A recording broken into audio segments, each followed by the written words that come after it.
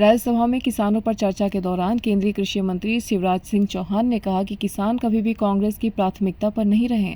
अब कांग्रेस ने इस पर पलटवार किया है। कांग्रेस ने शिवराज सिंह चौहान पर सदन में झूठ बोलने का आरोप लगाया। साथ ही दावा किया है कि मोदी सरकार का किसान विरोधी चरित्र फिर से उजागर हो गया है। वहीं कांग्रेस महासचिव रणदीप सुरजेवाला ने दावा किया कि मोदी सरकार का चाल चरित्र और चेहरा किसान विरोधी है। देश के कृषि मंत्री शिवराज सिंह चौहान का ट्रैक रिकॉर्ड रायसेन और मंदसौर में किसानों के खून से होली खेलने का है, लेकिन दुर्भाग्य की बात है कि अब वह देश के कृषि मंत्री बन गए हैं। उन्होंने कहा कि एक तरफ मोदी सरकार ने सदन में कहा कि वह लागत पर 50% मुनाफा देगी और कांग्रेस ने स्वामीनाथन आयोग की रिपोर्ट को कूड़ेदान में डाल दिया था। दूसरी तरफ उसने 6 फरवरी 2015 को सुप्रीम कोर्ट में शपथ पत्र देकर कहा कि किसान को लागत पर कभी भी 50% मुनाफा नहीं दिया जा सकता और कांग्रेस ने स्वामीनाथन आयोग की 175 सिफारिशों को लागू कर दिया था। ऐसे में सच क्या है और झूठ क्या है?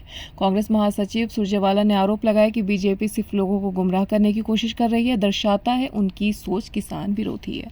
मोदी सरकार का चाल चेहरा और चरित्र किसान और खेत विरोधी है। ये बात किसान और किसान कल्याण विभाग पर चर्चा में साबित हुई और आज उसकी ढोल की पोल पूरी तरह से खुल गई। देश के कृषि मंत्री शिवराज सिंह चौहान ने, जिनका ट्रैक रिकॉर्ड कभी रायसेन में किसान के खून से होली खेलने का है तो कभी मंदसौर में किसान के खून से होली खेलने का है। दुर्भाग्य यह है कि अब वो देश के कृषि मंत्री बन गए हैं। देश के उसी कृषि मंत्री ने सदन को बरगलाया, देश को बरगलाया और किसान को बरगलाने की एक नाकाम कोशिश की। लंबी बातें आदरणीय दिग्विजय सिंह जी बताएंगे, अपने वक्तव्य में उन्होंने क्या कहा, और मेरे आदरणीय साथी संजय सिंह जी बताएंगे। केवल 3 पहलुओं को एक एक लाइन में मैं ज़रूर कहना चाहूँगा। मोदी सरकार ने सदन में ये कहा कि लागत पर 50% मुनाफा वो देंगे, ये उनका सिद्धांत है और उन्होंने इससे कभी गुरेज नहीं किया। आज जब हमने मोदी सरकार का ये शपथ पत्र जिसकी तारीख है 6 फरवरी 2015, देश की सुप्रीम कोर्ट को मोदी सरकार ने ये शपथ पत्र, जिसकी प्रतिलिपि मैं आपको भेज रहा हूं, शपथ पत्र देकर कहा कि किसान को हिंदुस्तान में कभी लागत पर 50% मुनाफा नहीं दिया जा सकता। तो सत्य क्या है और असत्य क्या है? किसान से इससे बड़ा घोर अन्याय हो ही क्या सकता है? दूसरा, किसान के बारे में यह कहा गया कि स्वामीनाथन आयोग, जिसका गठन डॉक्टर मनमोहन सिंह जी, श्रीमती सोनिया गांधी जी, कांग्रेस की यूपीए की सरकार ने किया था, उसकी रिपोर्ट को कांग्रेस ने कूड़ेदान में डाल दिया। पर मोदी सरकार ने 6 फरवरी 2015 को इसी शपथ पत्र में बताया कि कांग्रेस की सरकार ने स्वामीनाथन आयोग की 175 जो रिकमेंडेशंस हैं वो लागू कर दी थी।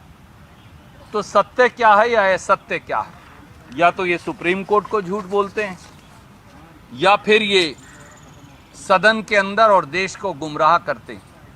और इतना ही नहीं, जिस प्रकार से पूरे विपक्ष को श्रीमती सोनिया गांधी जी के नेतृत्व में वॉकआउट करना पड़ा, वो दर्शाता है कि इस सरकार का चाल चेहरा और चरित्र, इस सरकार का मुखौटा ही खलनायक का है। ये ऐसे खलनायक हैं जो मुखौटा तो नायक का ओढ़ते हैं, पर जो असल काम करते हैं वो खलनायक वाला करते हैं। और ये बात साबित भी हो गई। इसलिए हमने ये भी सरकार से पूछा कि क्या आपने किसी फसल का भी एमएसपी दिया?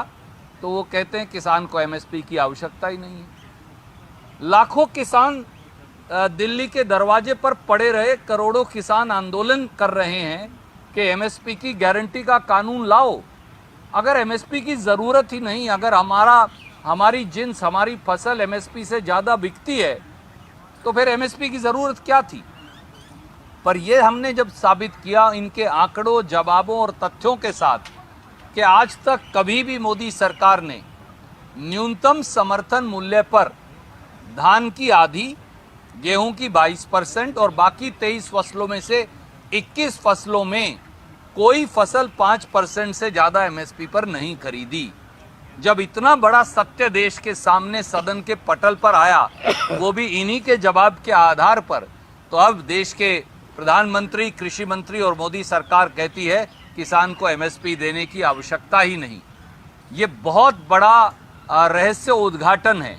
ये दर्शाता है कि इनकी सोच, इनकी मानसिकता, इनका रास्ता किसान विरोधी है, क्योंकि अब तो डिक्लेयर कर दिया कि किसान को एमएसपी की जरूरत नहीं, क्योंकि इनके मुताबिक किसान की फसल एमएसपी से ज्यादा मिलती है।